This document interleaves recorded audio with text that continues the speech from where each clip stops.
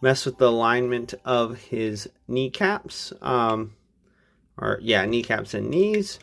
And then he does have some ankle tiltage.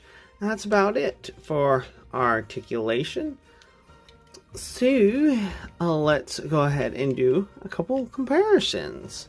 Here we have his big boss, Galvatron, who is later class, although he's not terribly much bigger than Cyclonus.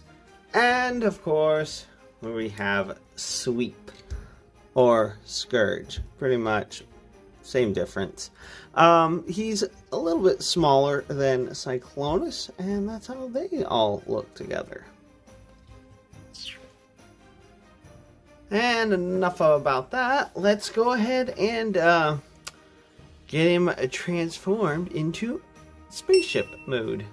If you'd like to see the transformation, please go check out my Kingdom review of Cyclonus.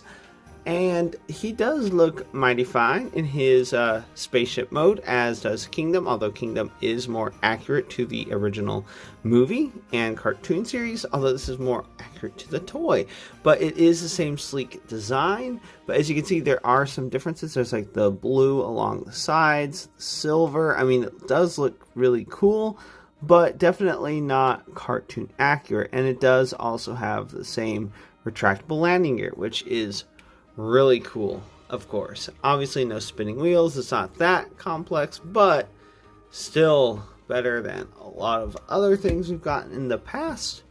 And then of course his gun can go on in his vehicle mode as well, which I did forget to talk about in detail, but it is the same gun that Kingdom Cyclonus has. I don't know if it's the exact same color, but it is a really cool design, which can then go get plugged in to the roof. And of course, just like with the universe Cyclonus, it does get rid of quite a bit of the sleekness, but it is a place that you can put it. Obviously he looks better like this. And then you can also put it on the underside of the wing. Then you could probably put Nightstick, as they call him, on the other side. Although then you have visible head syndrome right there. And also it's too big for the landing gear to really work. So you'd have to have him on the roof. But if you want to balance it out, sort of, you can have one on each wing. But yeah, honestly, don't really like this Nightstick, as they call him. So the only gun I really care about is this gun. And in vehicle mode, I don't particularly care to have a gun on him at all, because he does look so sleek without it. And of course, I guess we'll have a couple more comparisons. And for comparison, let's go ahead and bring in the other spaceship, space barge thing, much smaller, although I think he is supposed to be a space fighter, so I think technically speaking he was smaller than them. I really don't know, but scale gets weird when it comes to vehicle mode, especially in the original show.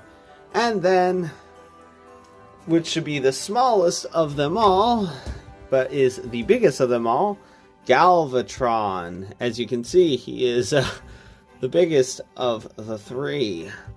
And yeah, I did do some chrome on him, and yeah, it didn't turn out so well. At least on all of it. Apparently that chrome ink pen is good if you don't ever touch it. Yeah, not good for toys and such. Anyway, so that's about it for Transformers Legacy Cyclonus and Nightstick. I guess I better bring back Nightstick. There we are. Cyclonus and Nightstick. And if you'd like this review and you'd like to see more, please click that like and subscribe button to see more. And until next time, have a good one, everyone.